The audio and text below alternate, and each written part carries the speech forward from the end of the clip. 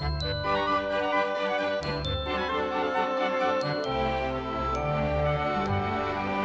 everybody, I'm Howard Skempton and I'm a composer, and I'm very honoured to be the patron of the Leamington Sinfonia, and I want to talk about the concert on the 24th of June.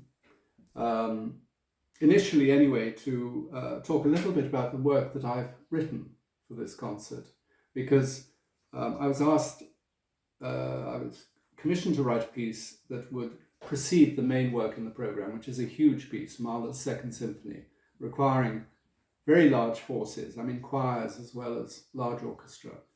And so I've written a piece called Midsummer Dances. It's an interesting thing for me to do because it might have occurred to me years ago that I should arrange what somebody once described as Skempton lollipops, little accordion pieces or bits and pieces, you know, and the accordion pieces have always gone down well, and I've really, they've been the most important thing in my life, really, the accordion pieces, because they've guided me stylistically in many ways. Anyway, I thought about the accordion pieces. I thought, well, where shall I start? Midsummer. That's the place to start. The concert is on Midsummer's Day, so it's Midsummer Dances. But the idea was to produce something like the German dances, the Schubert-Webern German dances. And the thing is that the thing about those dances is it's 6 dances, but Webern very cleverly repeats the opening dance after the 3rd dance, I think, and then repeats the 4th dance after the 6th dance. So it's slightly confusing, where there are definitely 2 sets. But there is a sort of magical sense of subtle continuity. They're light and easygoing. They're not energetic dances. You know, no lederhosen in sight. You know, they're very subtle and gentle pieces. And the second set is slightly more vigorous than the first, but generally I think the tempo is roughly the same. And that's what I've done in my set. I would say that a tempo should allow for the possibility of rubato. That's when you know you have the right tempo. I've said that before to you, I'm sure. So that you know, if it's right, then there's enough play there for moment-to-moment refinement. I mean, especially when you're playing together with other people, and it's the most important thing, the tempo. And what I picked for the first piece, and it seemed to work for the other 3, was something like it was 72, which is a favourite tempo. It's very close to a heartbeat. Summer Sketch number 1 is the first piece. So we begin with quite a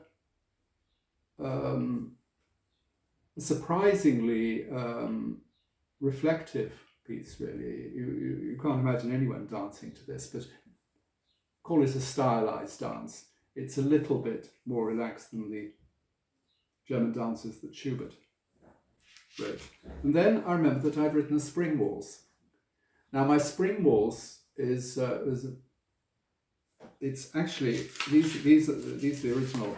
This spring waltz is actually quite sketchy in manuscript, and although I've played it in concerts, there is no fair copy of this. The spring waltz is up for grabs, I would say, because it's not.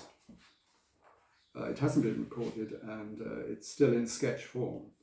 So you see, even today, composers, if material is not fully exploited, it after a time it can seem perfectly right for another piece, and that's what I did with those 2 sketches. And I wrote a piece called Summer Waltz a long time ago.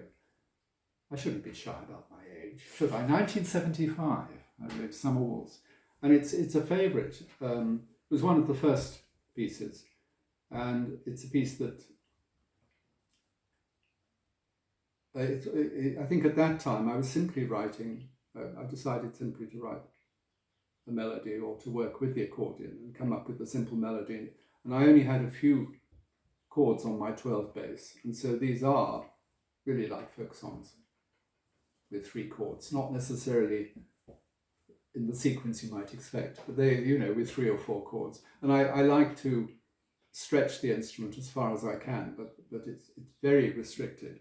So I had the Summer Waltz, and the last movement is one of a series called Autumn Rounds, which I wrote so that these are all related to the seasons in some way.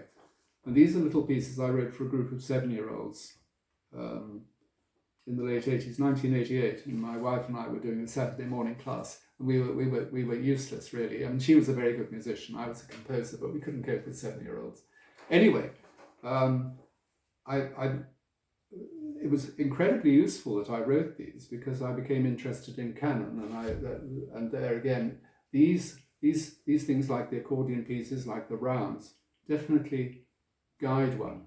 So the pieces that don't seem so important actually become very influential.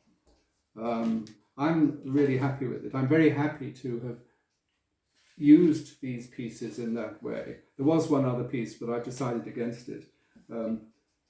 In fact, on this piece of paper, I got, you can't see this, but I got little bits of writing. These are my first thoughts about the sequence, you see, about this. When I decided to do this, I came up with Summer Sketch 1, Spring Waltz, Summer Waltz, Autumn Round 2, and then there was another one called Pass the Bucket, and it was a bit like the round to end with. But it was a question, it just seemed so right. My first thoughts seemed so good that I left it out, I'm afraid. Yes, All Saints Church, Leamington Spa, 7:30, 24th of June.